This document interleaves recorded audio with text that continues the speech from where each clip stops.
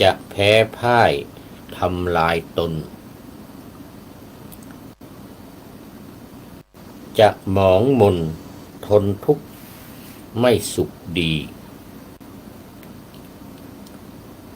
ความคิดดีมีคุณ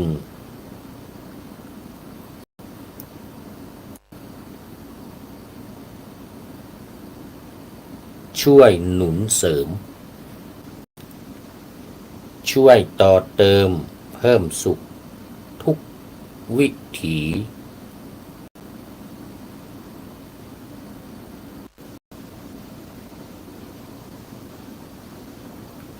ส่งพรล้ำโชคฉลกดีพาชีวีเปรมปรีสุขสนุกใจก่อนจะคิดการใดให้พินิจประคองจิตคิดดีสติใสทั้งทิ้งความชั่วมัวหมองคุณข้องใจย่อมสดใสกายจิตนิรันดร์ขอถวายความนอบน้อมแด่พระรัตนตรัยมีพระพุทธเจ้าเป็นต้น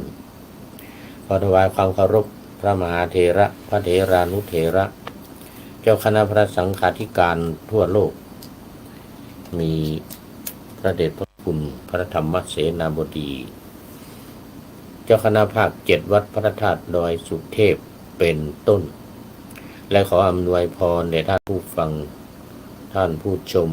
สาธุชนพุทธบริษัททั้งหลายวันนี้รายการพระไตรปิฎกลอยฟ้าก็ลอยมาจากวัดพระธาตุดอยสุเทพราชวรวิหารผ่านทาง Facebook ไลฟ์สวัยเทพบุญ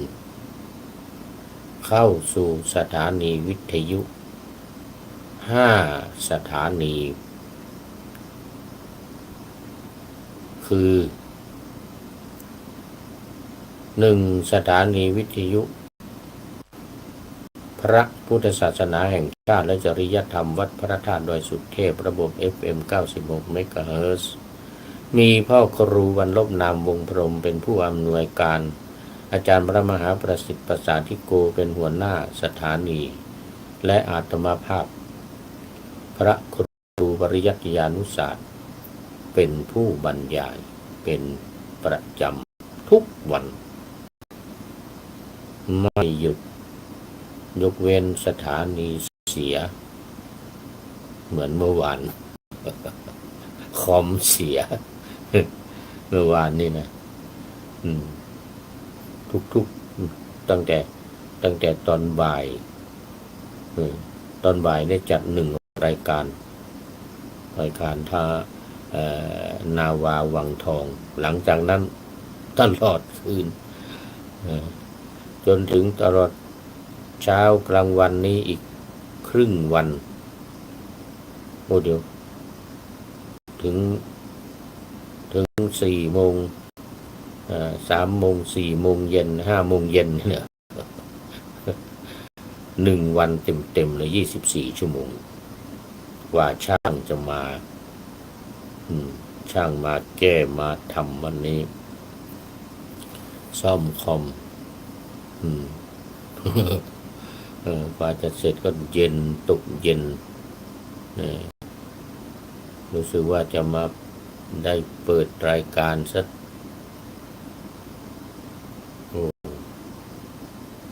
รู้สึกว่าจะตอนค่ำแล้วนะวันนี้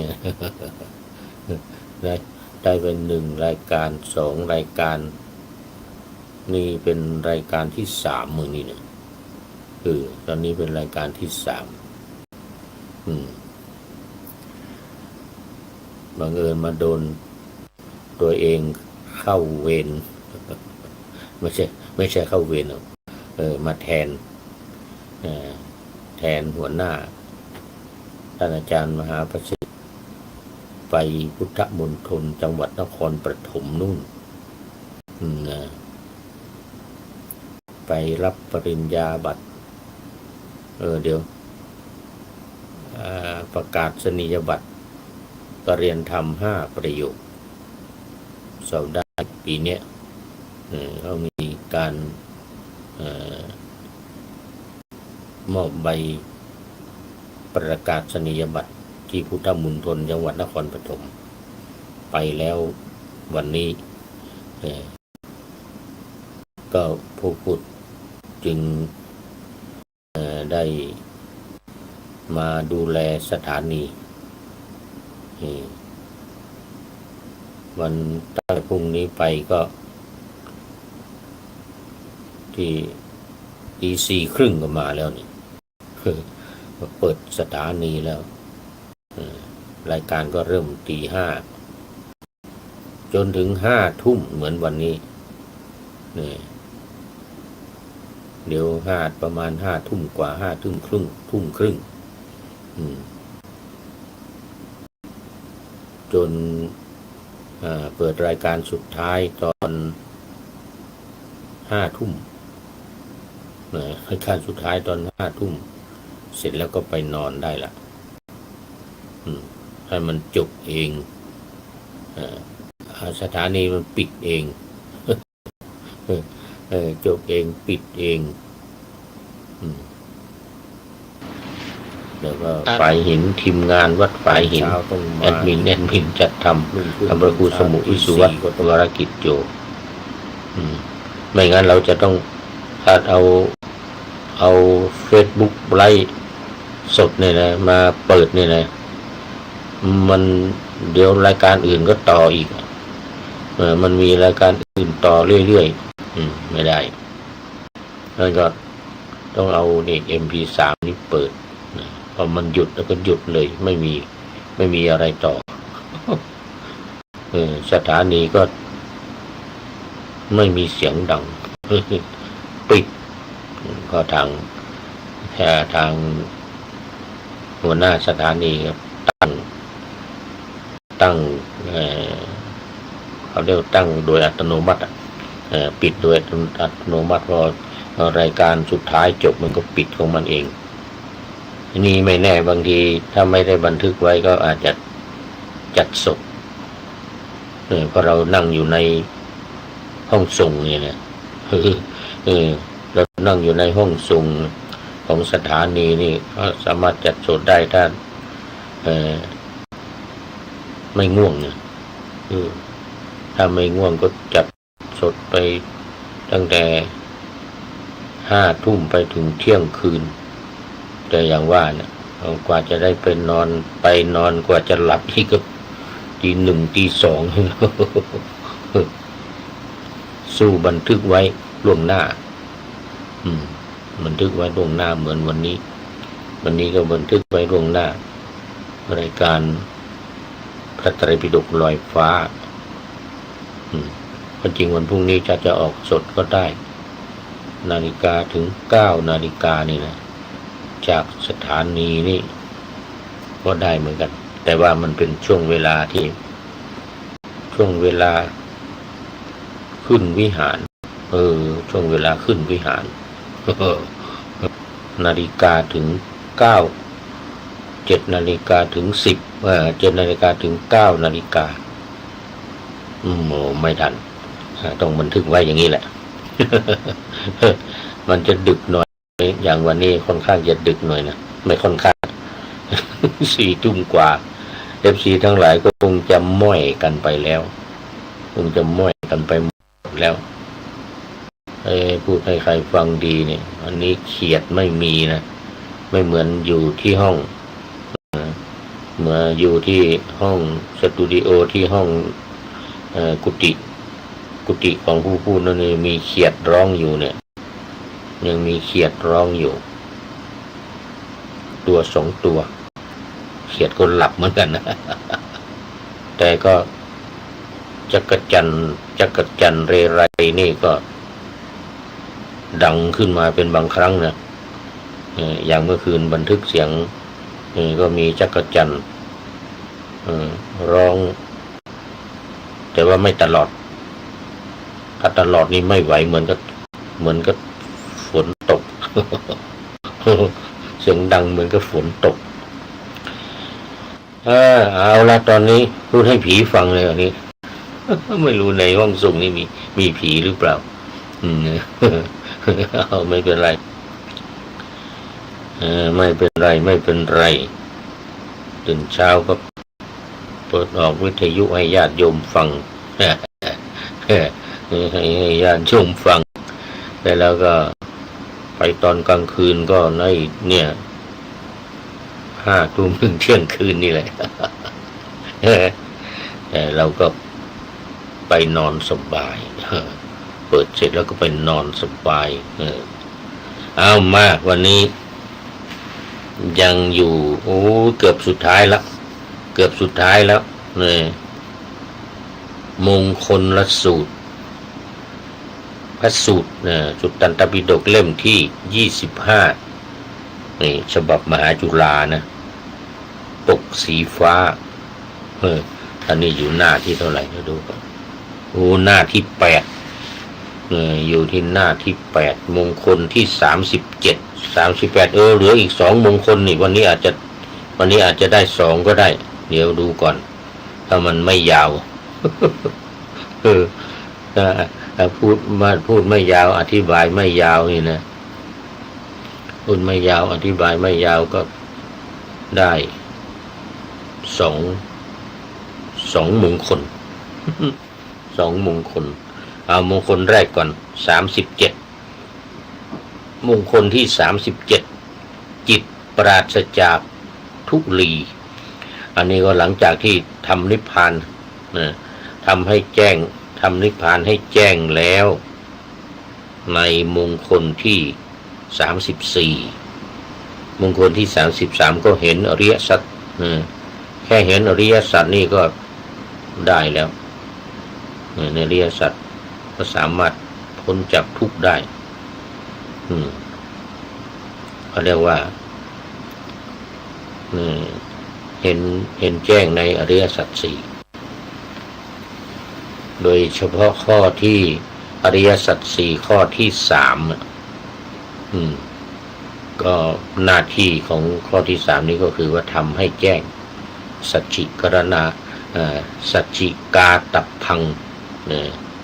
สัจฉิกาตัพพังพึงทำให้แจ้งว่านั้นเสร็จแล้วก็พอแสดงเสร็จก็เป็นสัจฉิกตันติเมก็ทำให้แจ้งแล้วสัจฉิกตันติเมทำให้แจ้งแล้วก็คือทำนิพพานเข้าสู่นิพพานไปเรียบร้อยหลังจากเข้าสู่นิพพานไปเรียบร้อยมงคลที่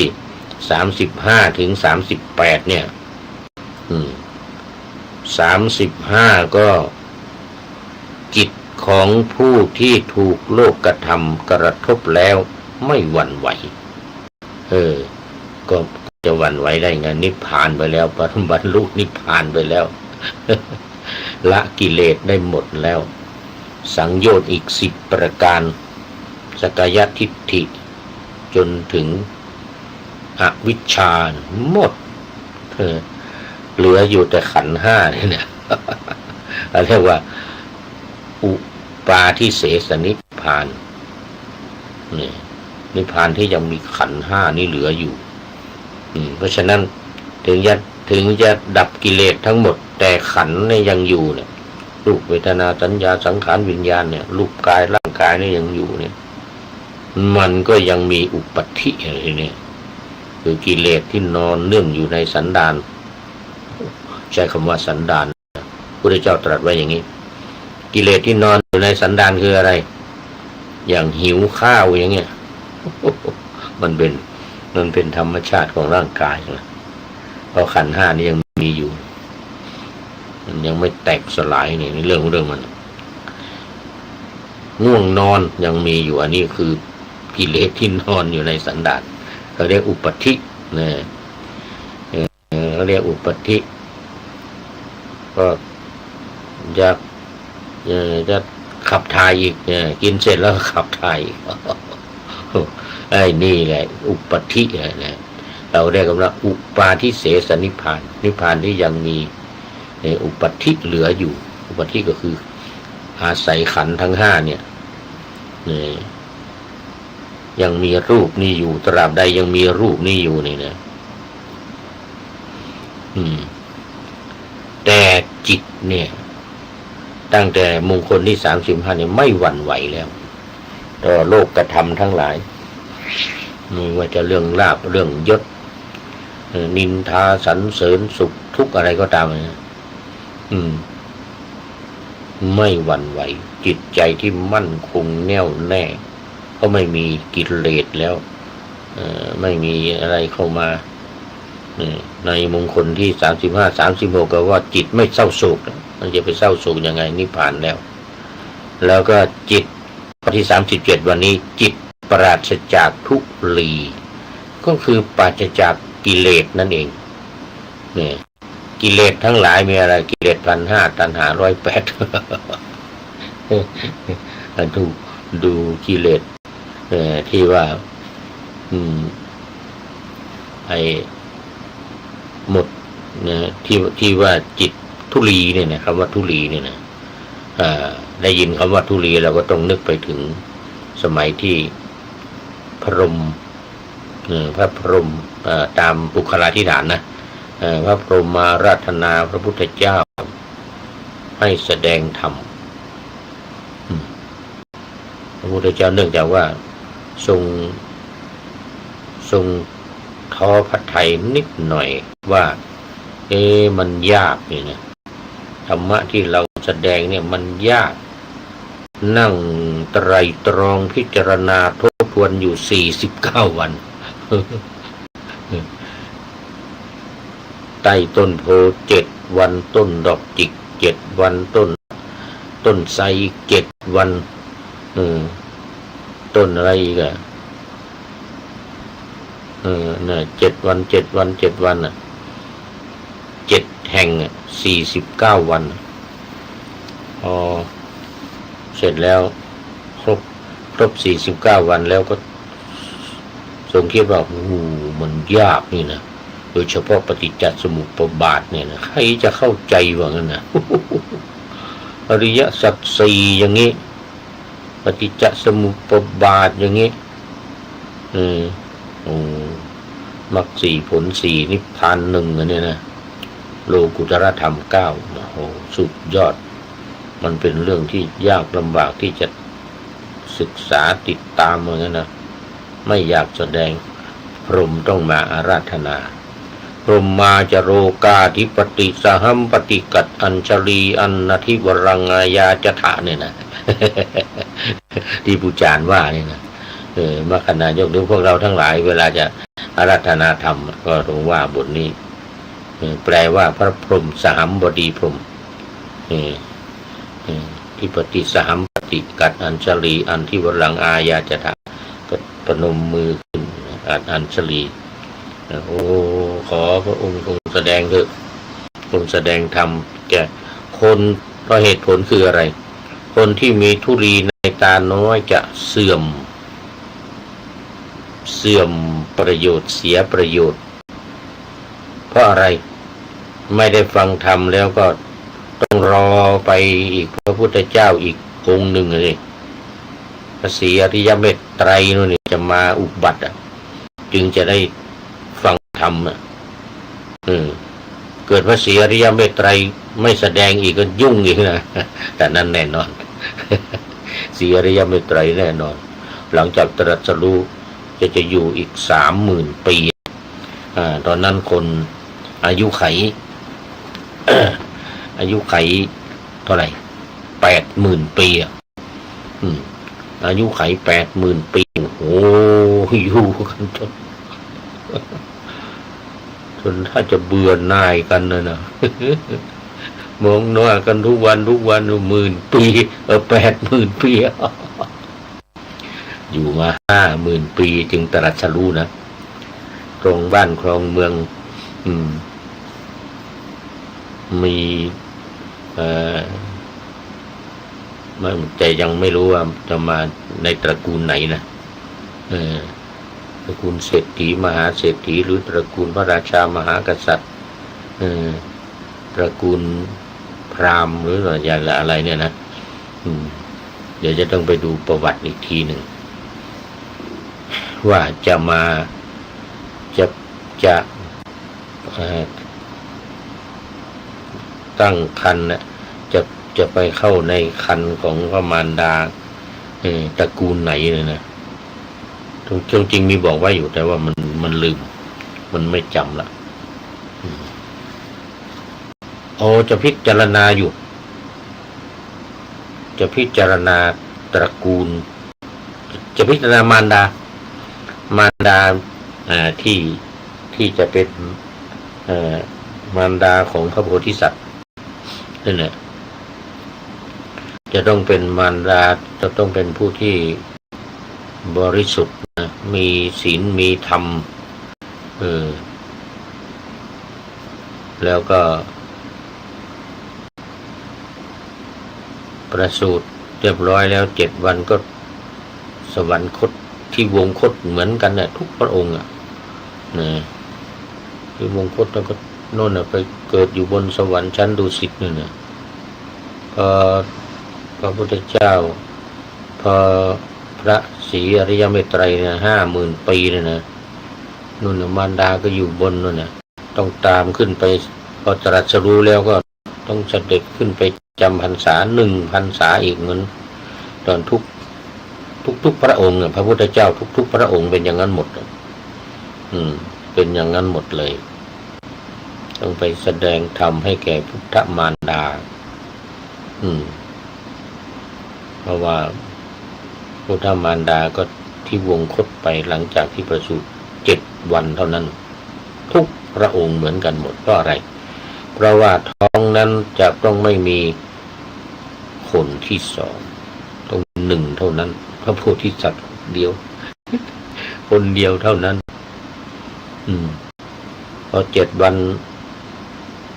มารดาก็ที่วงคตไม่ว่าจะเป็นพัญญาของเศรษฐีมหาเศรษฐีหรือเป็นพระมเหสีของพระราชามหากษัตริย์ก็ตามนะเดี๋ยวเราไปดู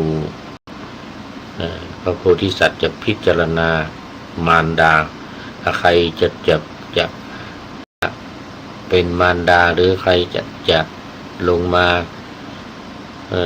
ปฏิสนธิในพระครรภ์ของใครในครรภ์ของใครเนี่ยจะพิจารณาอีกทีหนึ่งในสมัยโน้นสมัยที่ก่อนจะเสด็จลงจากสวรรค์ชั้นดุสิตลงมาปฏิสนธิเนี่ยตอนนี้อยู่แล้วอยู่บนสวรรค์ชั้นดุสิตแล้ว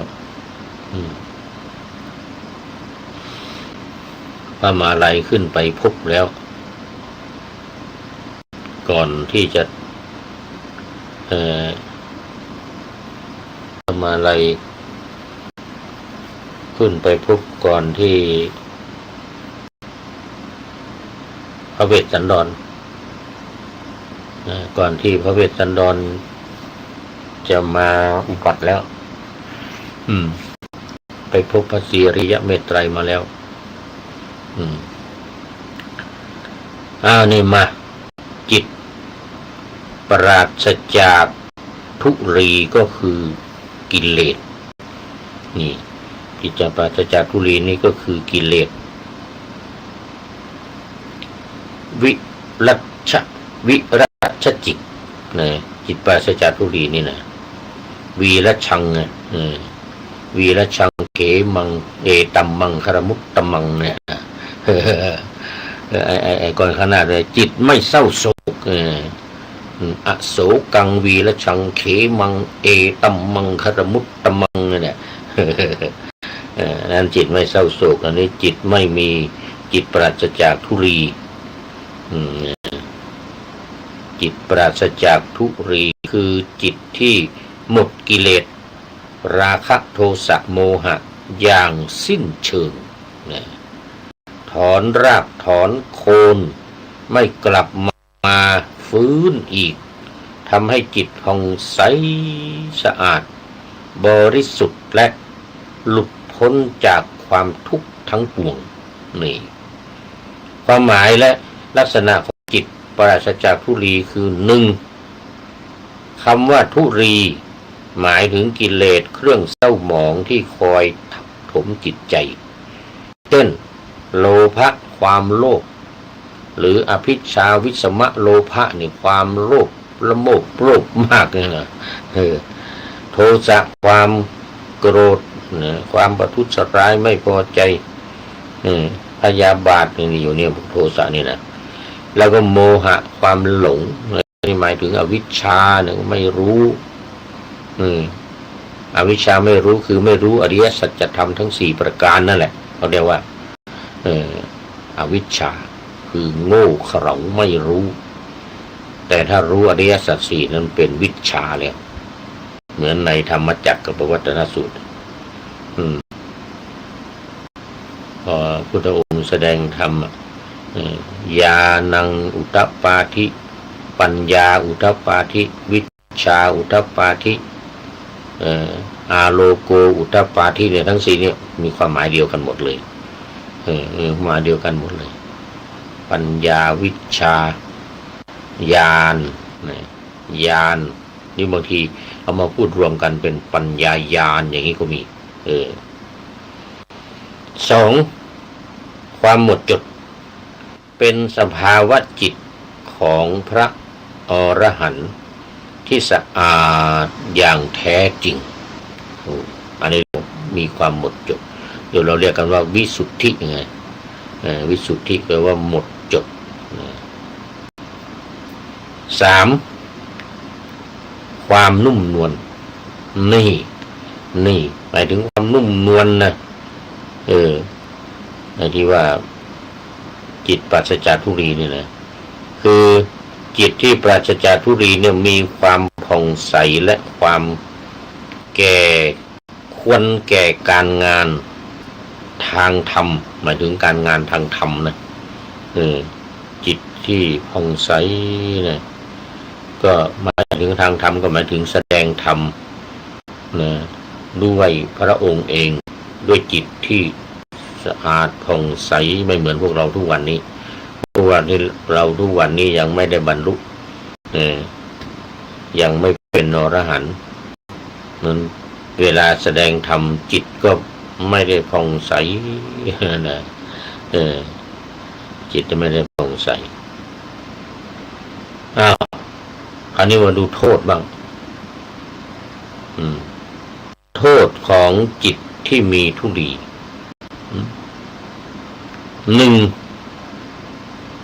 ความมืดบอดมีความมืดบอดนะกิเลสทำให้แยกแยะผิดชอบชั่วดีไม่ได้ก็สับสนปนเปกันอยู่จะทำการทำงานอะไรก็ไม่บริสุทธิ์ทำการทำงานอะไรนี่ไม่เรียกว่าไม่ค่อยสะอาดการงานไม่สะอาดอย่างว่านะอสุจีกัมมัสสะนะการงานไม่สะอาดแต่ถ้าสุจีกัมมัสสะนี่การงานที่สะอาดนะการงานที่สะอาดคือไม่มีการทุจริตช่อโกงหรือภาษาอังกฤษเขาเรียก corruption นะทำงานอย่างไม่มีผิดพลาดอะไรนี่ข้อที่2การทำกรรมชั่วการทำกรรมชั่วคือขาดปัญญานำพาชีวิตไปสู่ความพินาศและอบายมุขนำไปสู่ความพินาศในมุขคือเมื่อจิตยังมีทุลีเนี่ยก็ย่อมจะทำในสิ่งที่ชั่วสิ่งที่ไม่ดีก็มันปัญญาก็ยังไม่สมบูรณ์ ปัญญาไม่อุทปาทิ วิชาอุทปาทิก็ไม่มีปัญญาอุทปาทิก็ไม่มีอย่างเงี้ย นี่ก็เรียกว่าจิตมีทุลีโทษของมันคืออะไรมันก็จะทำแต่ในทางที่ไม่ดีทำความชั่วทำให้ตัวเองหม่นหมองหม่นร้าวเศร้าหมองนำพาชีวิตเนี่ยไปสู่ความเขาเรียกว่าความพินาศสันตโลเลยนะพินาศสันตโลเราเวลาตายไปแล้วก็อบายภูมิอย่างเดียวภูมิที่จะไปเนี่ยนะไม่มีสวรรค์ไม่มีนิพพานนะจะไปพูดถึงอ่ะไปนรกอย่างเดียว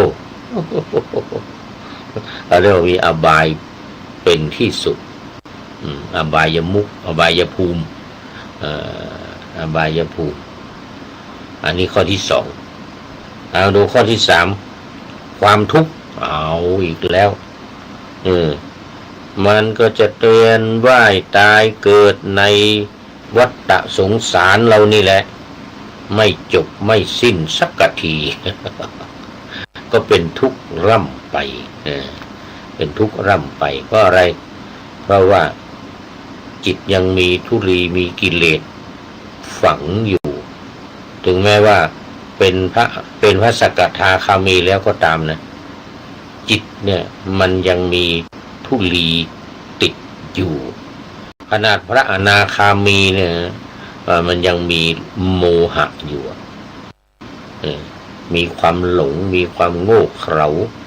มีความไม่รู้อยู่อนาคามีนี่นะจนอรหันต์นั่นจึงหมดจดนะหมดจดสดใส ความทุกข์ก็จะไม่มีแต่เมื่อยังมีทุลีอยู่เนี่ยจิตก็จะเป็นทุกข์เพราะฉะนั้นพรหมจึงมาอาราธนาพระพุทธเจ้าว่าคนที่มีทุลีในตาน้อยคือมีกิเลสน้อยเนี่ยจะเสียผลประโยชน์จะไม่ได้บรรลุธรรม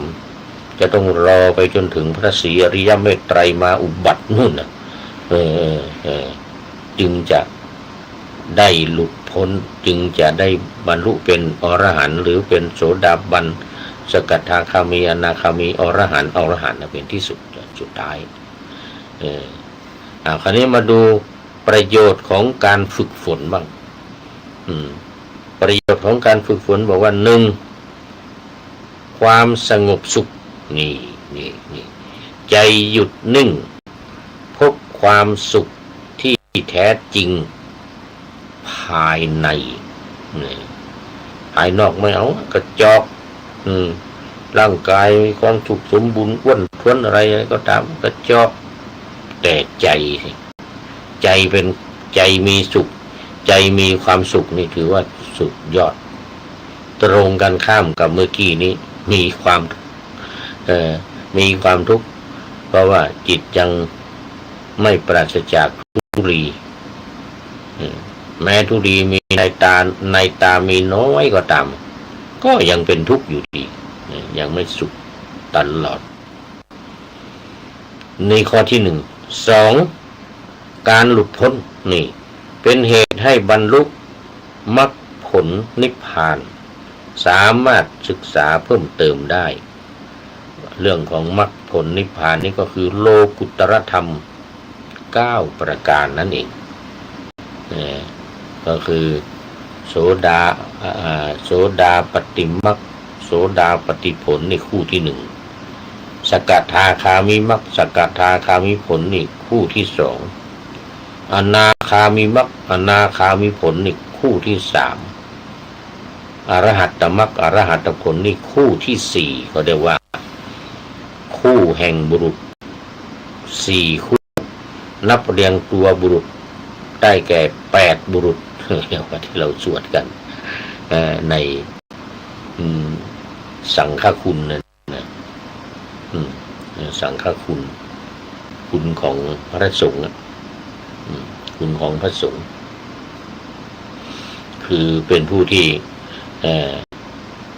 โสดาบันมรรคสี่นี่ก็หมายถึงว่าโสดาปฏิมรรคสกทาคามิมรรคอนาคามิมรรคและอรหัตตมรรคนะมรรคสี่ผลสี่ก็โสดาปฏิผลสกทาคามิผลอนาคามิผลอรหัตตผลนี่ มรรคสี่ผลสี่ลงเป็น8หมดกิเลสไม่มีอะไรมาเสียดแทงมารัดร้อยรัดสมกับคำว่านิรวานะนะหรือนิพพานะนะนิพพานนะ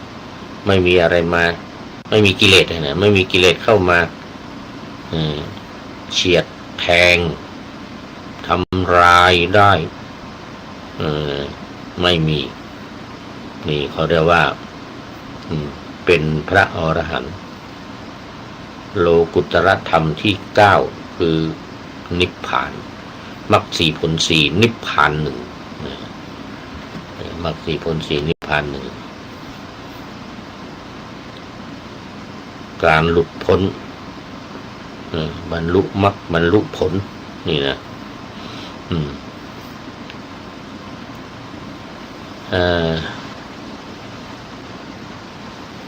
เราก็มาดูสำนักต่างๆนะที่พูดถึงเรื่องของความเป็นผู้มีจิตไม่มีทุลีหรือปราศจากทุลีนี่หน่อยนี่พระธรรมเทศนาปุจฉาวิสัชนาบทความข่าวต่างๆมงคล38เป็นบุญกิริยาวัตถุของชีวิต มาดูตัวอย่างมาดูฉบับก้าวหน้าทางก้าวหน้าบทความอยู่ในบุญมงคลที่38นี้ก็คือว่าบัวย่อมมีใบบัวย่อมมีใบอันหยาดน้ำไม่อาจเกาะติดได้ฉันใดผู้ทำพระนิพพานให้แจ้งแล้วย่อมมีจิตอันทุลีไม่อาจเกาะติดได้ฉันนั้นโอ้เดี๋ยวตอนนี้ขอเวลานอกแป๊บหนึ่งจะต้องไปเปิดรายการต่อไปเนื่องจากหมดเวลาขอเวลานอกแป๊บเดียวนะไม่เป็นไรเดี๋ยวแอดมินตัดต่อให้ขออภัยอยู่สถานีก็อย่างนี้แหละ อยู่สถานีคุณเฝ้าสถานีอยู่3 วันวันที่17 18 19วันนี้ด้วยใช่ไหม16นี่วันบันทึกเสียงอยู่นี่นะ16 17 18 19แต่วันนี้ไม่เต็มวันมาตอนบ่ายตอนเย็นแล้วมาแต่ก็ไม่ได้ทำอะไรเพราะว่าช่างยังกำลังมาซ่อมคอมตอนแรกเอามาเปลี่ยนเปิดคอมตัวใหม่แล้วก็เอาเครื่องมาเปลี่ยนแต่พอเสร็จเรียบร้อยแล้วเอาตัวเก่าไป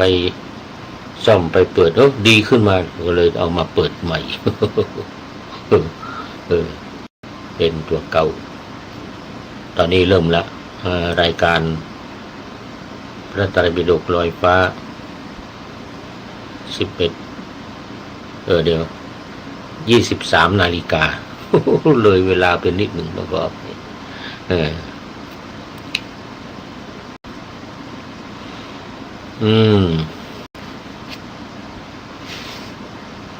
พูดถึงไหนแล้วเมื่อกี้นี้เปรียบเทียบจิตที่ปราศจากทุลีบัวย่อมมีใบอันหยาดน้ำไม่อาจเกาะติดได้ฉันใดผู้ทำพระนิพพานให้แจ้งแล้วก็ย่อมมีจิตอันทุลีคือกิเลสไม่อาจเกาะติดได้ฉันนั้นเหมือนที่ว่าเมื่อกี้นี่นะมงคลที่ มงคลที่35เป็นต้นมานี่34ทำนิพพานให้แจ้งแล้วนี่จิตก็ไม่หวั่นไหวแล้วจิตปราศจากทุลีคืออะไรว่างั้นนะทุลีแปลว่าฝุ่นละอองที่ละเอียดมากในที่นี้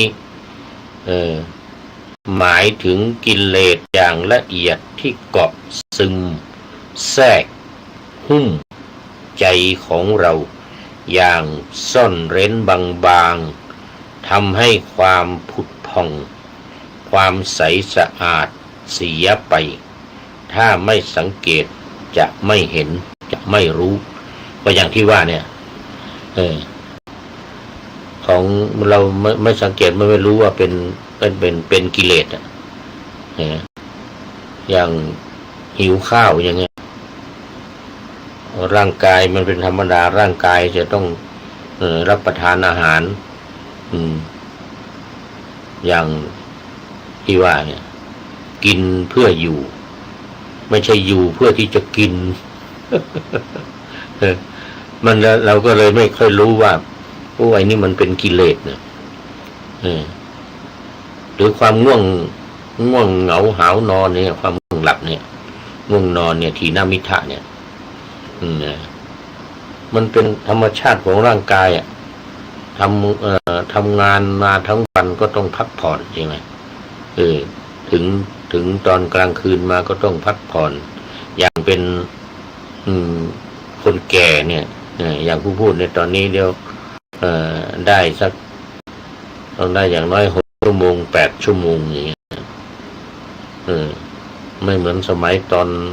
หนุ่มๆตอนเด็กๆนะมาก10 ชั่วโมงเด็กน้อย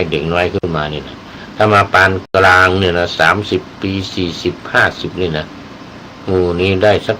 4 ชั่วโมงก็เต็มที่แล้วสบายแล้วพออายุมากเกิน60ขึ้นมานี่ต้องได้อย่างน้อย6 ชั่วโมงเพราะสังขารมันล่วงโรย มันสู้ไม่ค่อยไหวว่ามันกรากกรำทำงานมันนาน มันนานแล้ว50-60 ปีแล้วต้องได้พักผ่อนมากหน่อยอย่างผู้พูดนี่ต้องได้6 ชั่วโมง8 ชั่วโมงยิ่งดีแต่อย่างน้อยต้องได้6 ชั่วโมงถ้าตอนกลางคืนได้หลับสัก4 ชั่วโมงนี่นะตอนกลางวันต้องหาเพิ่มอีกสัก2 ชั่วโมง2 ชั่วโมงมันจึงจะเขาเรียกว่ามันจึงจะสดชื่นไม่งั้นไม่สดชื่นไม่สดชื่นเพราะถ้าได้นอนน้อยถ้าได้หลับน้อยคือกิเลสมันไม่รู้ว่าเป็นกิเลสต้องการจะขับถ่ายอย่างเงี้ยปัสสาวะอุจจาระเนี่ยเราส่วนใหญ่เราไม่คิดไม่นึกกันว่าเป็นกิเลสนะแต่เขาเรียกว่ามันเป็นอุปธิอุปธิคือมันเป็นกิเลสที่ประจำอยู่รูปของเราเนี่ยอยู่กับตัวของเราเนี่ยเราเลยคงไม่ค่อยได้คิดกันว่ามันเป็นกิเลสนะเหมือนพระอรหันต์ที่บรรลุธรรมแล้วเนี่ยหมดกิเลสอะไรแล้วเนี่ยที่ยังมีพวกเนี้ยเขาไม่ได้สนใจละไม่ได้สนใจละมันเป็นเรื่องของร่างกายเป็นเรื่องของธรรมชาติเลยถ้าบรรลุธรรมแล้วนะเป็นพระอรหันต์แล้วนี่นะนี่เขาได้ว่าเป็น อุปาทิเสสนิพพานดับกิเลสแต่ยังมีเบญจขันธ์นี่เหลืออยู่ถ้าแตกกายทำลายขันธ์เหมือนพระพุทธเจ้าวันปรินิพพานเนี่ยนะพระพุทธเจ้าก็เรียกปรินิพพานนะนิพพานแล้วกิเลสอะไรหมดไปหมดแล้วเรียกว่านิพพานเป็นพระพุทธเจ้าแล้วเป็นอรหันตสาวกเป็นพระอรหันต์แล้วก็ตามเนี่ยนะแต่เป็นเพียงแค่อุปาทิเสสนิพพานคือนิพพานที่ยังมีอุปธิเนี่ยเหลืออยู่อุปธิดังที่กล่าวมาเนี่ยนะหมายถึงจิตที่หมดกิ เลสแล้วทั้งหยาบทั้งละเอียดหมดมาแล้วอย่างถอดรากถอนโคนไม่มีทางฟื้นกลับคืนมาในใจได้อีกทำให้จิตเนี่ยสะอาดผ่องใสนุ่มนวลควรแก่การงานได้แก่จิตที่จิตของพระอริยบุคคลจิตของพระอริยบุคคลที่แท้จริงนี่เรียกว่าจิตปราศจากทุลีอันนี้มาดูประเภทของกิเลสประเภทของกิเลสในใจคนมีอยู่3ตระกูลใหญ่คือตระกูลราคะโทสะและโมหะกิเลสแต่ละตระกูลก็มีหลายระดับนะตั้งแต่หยาบมากๆเห็นได้ชัดเจนเหมือนขยะมูลฝอยและเล็กลงเหมือนฝุ่นผงจนถึงที่ละเอียดมากๆเหมือนธุลีบางคนเจอแล้วก็ยังไม่รู้ว่าเป็นกิเลสมองไม่ออกตระกูลราคะหรือโลภะคือความกำหนัดยินดีรักอยากได้ในคนในสัตว์สิ่งของหรืออารมณ์ที่น่าใคร่มีตั้งแต่หยาบจนถึงละเอียดดังนี้ 1.1 อภิชฌาวิสมะโลภะความโลภอย่างแรงจนกระทั่งแสดงออกมาเช่นปล้นจี้ขโมยทำกรรมหนักๆเข็นฆ่ากันทิ้งระเบิดกันอย่างอิสราเอลไปทิ้งใส่อิหร่านอย่างนี้อิหร่านไปทิ้งใส่ฐานทัพของสหรัฐอเมริกาตามในตะวันออกกลางอย่างนี้ประเทศต่างๆที่เป็นให้สหรัฐมาตั้งกองทัพอยู่ในอย่าง UAE ในประเทศ UAE ประเทศบาห์เรนประเทศอะไรซาอุดิอาระเบียโอมานจอร์แดนกาตาร์ตุรกีอะไรพวกนี้ โดนอิหร่านถล่มเอากิเลสไม่ใช่เอากิเลสก็มีกิเลสนั่นแหละมีกิเลสนั่นแหละมีกิเลสก็เลยโยนทิ้งขีปนาวุธทิ้งโดรนใส่อิหร่านกับสหรัฐก็เอาขีปนาวุธโทมาฮอกมาแฮกอะไร หมู่นี้แหละเขาเรียกว่ามีแสดงออกมาอย่างหนักกำหนักปิดช่องฮอร์มุด สหรัฐเอาทหารมา 4-5 หมื่นปิดรอบนอกอีกทีหนึ่งอิหร่านปิดฮอร์มุดข้างในสหรัฐมาคุมข้างนอกอยู่อ่าวโอมานอยู่อ่าวนี่คุมข้างนอกทั้งหมดในทหารมา 4-5 หมื่นคอยยิงเรือของอิหร่านเรือสินค้าของอิหร่านก็ยิงเรือสินค้าของสัมพันธมิตรของสหรัฐอเมริกาของอิสราเอลอย่างเงี้ย เนี่ยเขาเรียกว่าทำกรรมหนักเนี่ยมูนี้ทำกรรมหนักนี่ 1.2 อภิชฌาความเพ่งเล็งทรัพย์ของผู้อื่นจ้องจะเอาของเขาแต่ยังสงวนท่าทีไม่แสดงออกชัดเจนอันนี้เป็นประเภทที่2ถ้าเป็นพระอริยบุคคลก็ขั้นสกทาคามี คือสักกายทิฏฐิวิจิกิจฉาศีลปตปรมานี่ก็ไม่มีจริงอ่ะแต่ว่ากิเลสตัวใหญ่ๆราคะโทสะโมหะเนี่ยมันยังมีอยู่แต่เบาบางลง เขาเรียกสกทาคามีพระสกทาคามีคือกิเลสที่เบาบางลงละนี่มีอยู่แต่ว่าไม่แสดงออกเอา 1.3 โลภะความอยากได้ความโลภนี่ 1.4 กามราคะความพอใจในกามรัก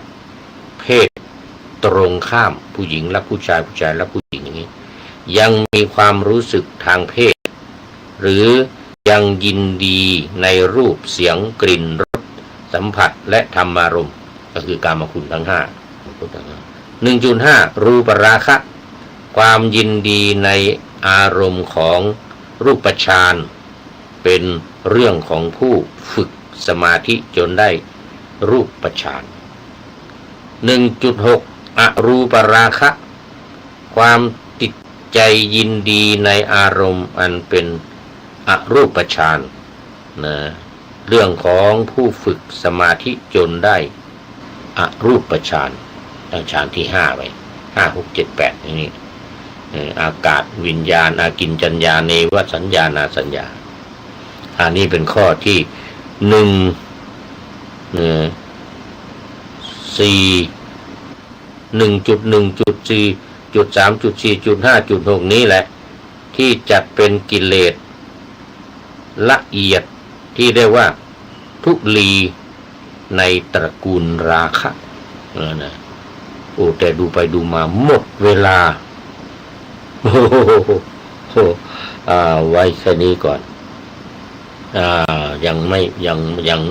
หมดเดี๋ยวพรุ่งนี้จะต้องมาทบทวนอีกนิดหน่อยแล้วก็ว่ามงคลที่38จบวันพรุ่งนี้จบหมดนะวันพรุ่งนี้จบหมดแน่นอนเอาแล้ววันนี้หมดเวลาเอาไว้แค่นี้ก่อนมาดูข้อคิดท้ายรายการวันนี้ได้จากผู้ใดหนอแลสถานีธรรมสถานีธรรมให้ข้อคิดท้ายรายการนี้ไว้ว่าอันความรักอันความคิดดีเป็นศีรษะย่อมเป็นหลักชักนำสำเร็จผลหากคิดแย่จะแพ้พ่ายทำลายตนจะหมองหม่นทนทุกข์ไม่สุขดีอันนี้คือจิตที่มีกิเลสมากอันนี้มีกิเลสมาก ไม่ใช่ว่ามีกิเลสน้อยมีทุลีในตาน้อยก็จะเบาบางความคิดดีมีคุณช่วยหนุนเสริมช่วยต่อเติมเพิ่มสุขทุกวิถีทรงพรล้ำนำโชคฉโลกดีพาชีวีเปรมปรีสุขสนุกใจนี่เป็นปานกลางเป็นปานกลางก่อนจะคิดการใดให้พินิจประคองจิตคิดดีสติใสทิ้งความชั่วมัวหมองขุ่นข้องใจ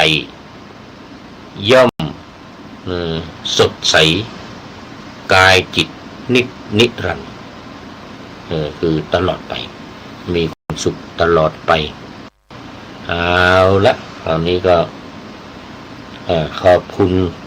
สถานีธรรมเป็นอย่างยิ่งที่มีบทประพันธ์มาเป็นข้อคิดท้ายรายการในวันนี้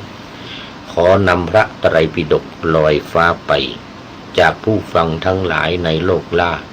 วันต่อไปจะได้จรย้อนกลับมา